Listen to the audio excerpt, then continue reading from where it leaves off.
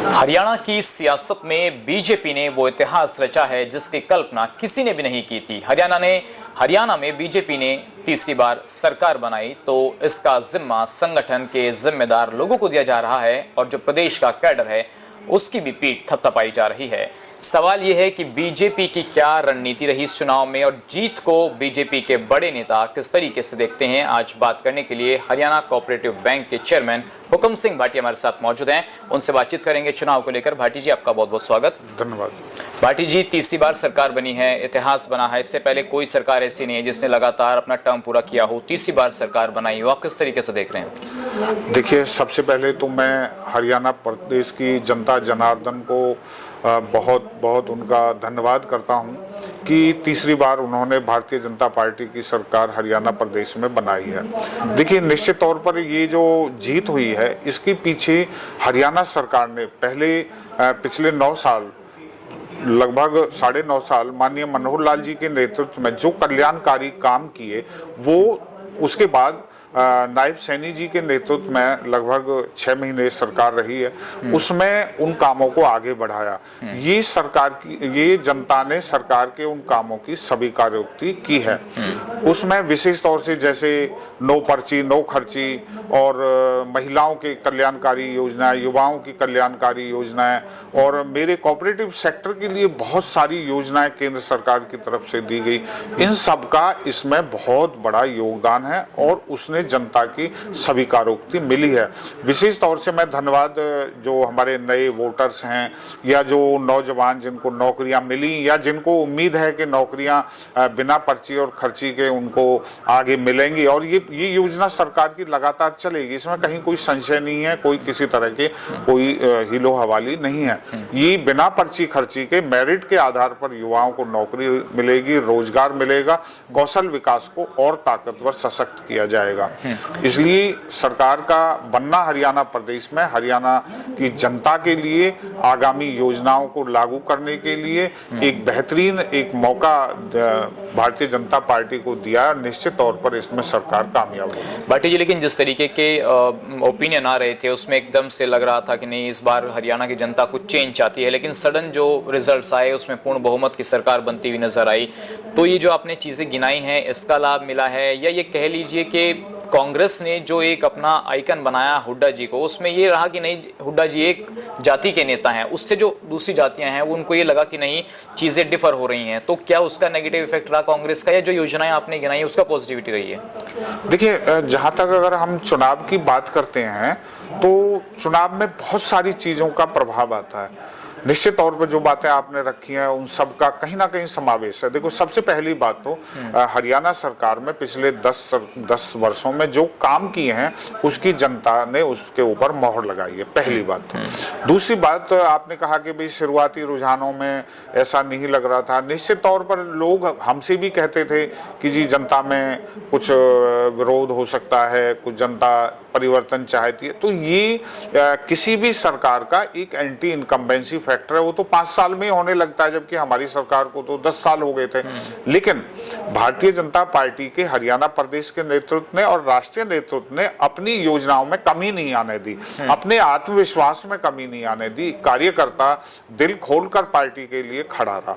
दूसरी बात, अगर आपने अभी कहा हुड्डा साहब का कांग्रेस का, निश्चित तौर पर चुनाव में इसका भी प्रभाव पड़ता है। देखिए, कांग्रेस अब ये नहीं पता लगता कि ये शैलजा कांग्रेस है कि हुड्डा साहब की कांग्रेस है कि ये किसी और तीसरे किसी उसकी है। आप सबसे पहले देखिए, कांग्रेस का संगठन नहीं है। 3-4 इनकी प्रदेश अध्यक्ष जो है जा चुके हैं और फिर भी संगठन नहीं बना पाए। और जिस तरह से शैलजा को प्रताड़ित किया, उससे पहले अशोक तंवर को प्रताड़ित किया इन्होंने, तो ये सब कांग्रेस को पीछे की तरफ लेके गया।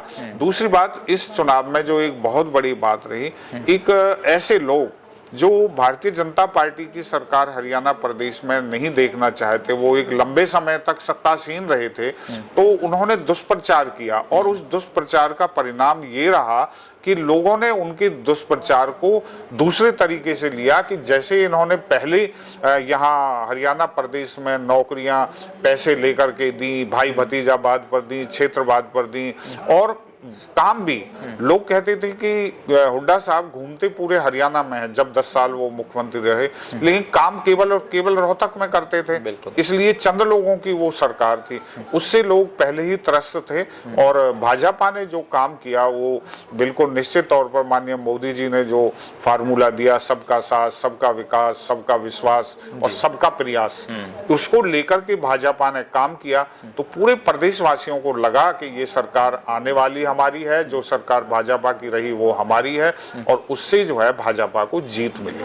कल जो है मंत्री पद की शपथ भी हुई, मुख्यमंत्री ने भी शपथ ली। तो जो शपथ लेने वाले मंत्री हैं, आप इतने पुराने नेता हैं, परिपक्व नेता हैं, तो किस लिहाज से देख रहे हैं उसमें जो रिशफल हुआ है चीज़ों का, पिछली बार से इस बार कुछ नए चेहरे भी शामिल किए गए हैं, तो क्या वो चीज़ें ठीक हुई हैं, या आपको लगता है कि नहीं कुछ और बड़े चेहरों को शामिल किया जा सकता था जो दायित्व मंत्री पद का दिया गया है?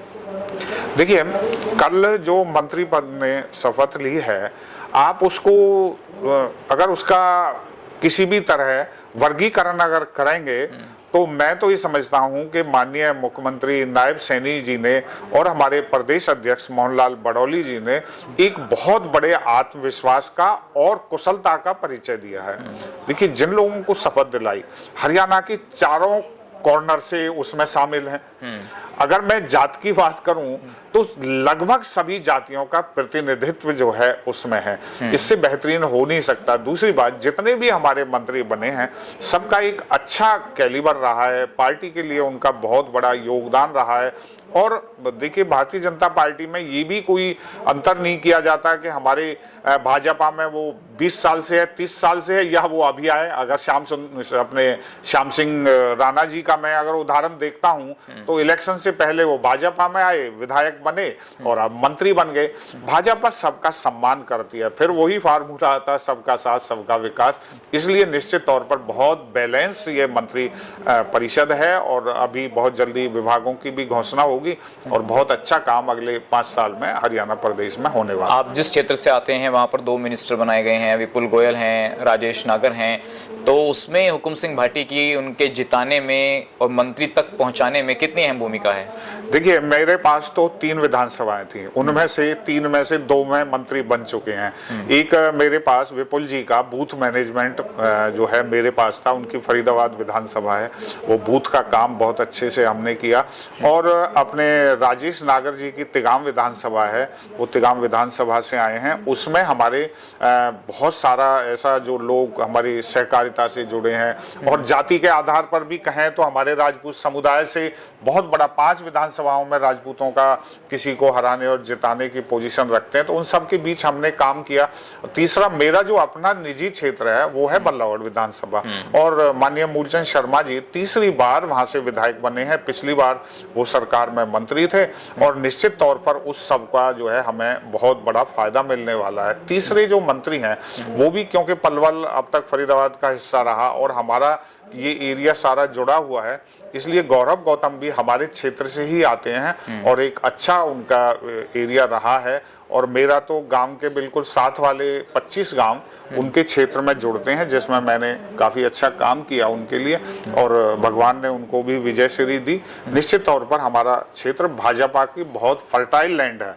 फरीदाबाद, पलवल, गुरुग्राम, रेवाड़ी, ये क्षेत्र जो है भाजपा के लिए फर्टाइल लैंड है। शुरुआत ही वहीं से होती है, सबसे ज्यादा विधायक भी उसी क्षेत्र से हैं, इसलिए तो बाटी, जैसे आप वैसे तो सरकार से जुड़े हुए एक महत्वपूर्ण पद पर हैं, यहाँ पर आपका इतना बड़ा एक क्षेत्र है जिसमें आप पूरे हरियाणा समेत अदर स्टेट्स में भी काम करते हैं, तो क्या कभी हुकुम सिंह भाटी को भी लगता था कि मैं चुनाव लड़ूं, या मेरी इच्छाएं चुनाव लड़ने की रही हैं, कि मेरी इतनी सीनियरिटी है, उसमें कभी लगा? देखिए, निश्चित तौर पर मुझे एक बात लगती है, अगर कोई एक पहलवान हो और वो पहलवान अखाड़े में जाके कुश्ती नहीं करे तो वो पहलवान नहीं हो सकता। वो नाम के लिए तो हो सकता है, लेकिन सच्चे मायनों में पहलवान नहीं हो सकता। किसी भी कार्यकर्ता की, हुकुम सिंह भाटी एक कार्यकर्ता है, सहकारिता का लीडर है। मैं सहकारिता में प्रदेश सदर और राष्ट्रीय स्तर पर काम करता हूं। निश्चित तौर पर मेरी भी भावना, और मैंने बल्लौड़ विधानसभा से टिकट मांगी और खूब दमदारी से मांगी, लेकिन मुझे नहीं मिल पाया। तो मुझे इस बात का बहुत बड़ा कोई दुख भी नहीं है, क्योंकि हमारी सरकार बन गई तो ये भी बहुत बड़ी खुशी की बात है। और निश्चित तौर पर मैं इस बात को बताना चाहूंगा कि मैं सहकारिता के क्षेत्र में काम करता हूं, माननीय अमित शाह जी को पहला सहकारिता मंत्री माननीय मोदी जी ने बनाया, मोदी जी का धन्यवाद है। और अमित शाह जी स्वयं भी मेरा, जैसे ये हरियाणा स्टेट का स्टेट कोऑपरेटिव बैंक है, हरको बैंक है, उसी तरह वो गुजरात स्टेट कोऑपरेटिव बैंक के डिस्ट्रिक्ट में, मतलब वो एक डिस्ट्रिक्ट के चेयरमैन रहे हैं। निश्चित तौर पर उनका सहकारिता का बहुत बड़ा अनुभव है। और अब भारतीय जनता पार्टी सहकारिता कैसे लोगों तक पहुंचे इसके लिए काम कर रही है। एक बहुत बड़ा जो अभी जो चल रहा है कि पूरे देश में अभी 3 लाख गांवों तक हमने सहकारिता की जो पैक्स है, प्राइमरी एग्रीकल्चर कोऑपरेटिव सोसाइटी, सभी स्टेट्स में उनको गांव गांव तक पहुंचाना। मैं हरियाणा प्रदेश में 6742 हमारे गांव हैं, जबकि हमारी पैक्स 750 है, तो बाकी लगभग 6000 गांव बचते हैं। तो 6000 गांवों तक हम इस पैक्स को लेके जाएंगे। विशेष तौर पर CSC सेंटर सभी पैक्स में होगा। उसके अलावा हमारे दूध के काम को बढ़ाने की योजना है कि भाई हम अपने हरियाणा प्रदेश, हरियाणा जो दूध दही का खाना, इसलिए दूध तो होना ही चाहिए, हमारी पैक्स उसको बढ़ाने का काम करेंगी। किसान की फसल का सही मूल्य मिले, उसके लिए सही से जो है फसल की बिक्री हो जाए, इसके काम करने का पैक्स करेगा। इसके अलावा 18 सेवाएं ऐसी हैं जो केंद्र सरकार ने माननीय अमित शाह जी के प्रयासों से इन पैक्सों को दी जा रही है। जैसे जन औषधि केंद्र खुलवाना है, प्रोक्योरमेंट का काम करना है, गोडाउन बनाना है, ये सारी बहुत सारी फैसिलिटी वहाँ देने की योजना है सरकार की, और ताकि किसान के हम नजदीक पहुँच सकें, ज़्यादा से ज़्यादा उनको सेवाएं दे सकें। अभी जो हमारी पैक्स हैं वो ऋण देने के अलावा खाद और बीज देने का काम करती हैं। उसको अब मल्टीपर्पज बना दिया हमारी केंद्र सरकार ने माननीय मोदी जी के नेतृत्व में। अब वो मल्टीपैक्स के नाम से हैं, वो कोई भी काम कर सकती हैं, व्यापारिक काम कर सकती हैं। जिस तरह FPO काम कर रहे हैं उसी तरह अब हमारी पैक्स काम करेंगी। इसके लिए हम हरियाणा प्रदेश में भी प्रयासरत हैं। चलिए सर, मेरा अंतिम सवाल बस आपसे ये है कि आपने सहकारिता के बारे में इतनी बातें बताई और ये कहा कि हमारी ये प्लानिंग्स हैं, तो इन पिछले 5 वर्षों में आपके सहकारिता विभाग से कोऑपरेटिव बैंकों के द्वारा जो काम किया गया है उसका लाभ कितना मिला है इस चुनाव में? नहीं, उसका देखिए बहुत लाभ मिला है, और लाभ मिला है लोगों को, तो हमारा बैंक भी लाभ में है। पिछले साल का जो हमारे हरियाणा स्टेट कोऑपरेटिव बैंक का, हम हरको बैंक का जो प्रॉफिट है वो 88 करोड़ है, 88 करोड़ है। और निश्चित तौर पर इस बार जो हमारा टारगेट है वो 100 करोड़ जो है अचीव करने का है। तो ये तभी हुआ है कि जब हम अपनी सर्विसेज, सेवाएं और लोन देने का काम है, लोगों तक ज्यादा से ज्यादा हम लेके गए हैं, उसी का परिणाम है कि बैंक प्रॉफिट में है। और निश्चित तौर पर बैंक अब और ज्यादा लोगों के नजदीक जाने का काम करेगा ताकि उनको ज्यादा से ज्यादा सुविधाएं मिलें। और दूसरी बात, हमारा जो ये अपेक्स बैंक है, जो फैसिलिटी कोई भी कमर्शियल बैंक दे रहा है, चाहे डेबिट क्रेडिट कार्ड की फैसिलिटी है, NFT और RTGS की फैसिलिटी है, और ऑनलाइन ट्रांसफर कराने की, मनी ट्रांसफर कराने की फैसिलिटी, ये सारी फैसिलिटी हम प्रोवाइड कर रहे हैं। चलिए भाटी जी, आपने अपना समय दिया, इसके लिए बहुत बहुत आपका शुक्रिया। तो ये थे स्टेट कोऑपरेटिव बैंक के चेयरमैन हुकुम सिंह भाटी, जिन्होंने चुनाव हो चाहे फिर इनके विभाग की जो अहम भूमिका रही है सरकार बनाने में, उस पर खुलकर अपनी बात रखी। फिलहाल इतना ही, नमस्कार।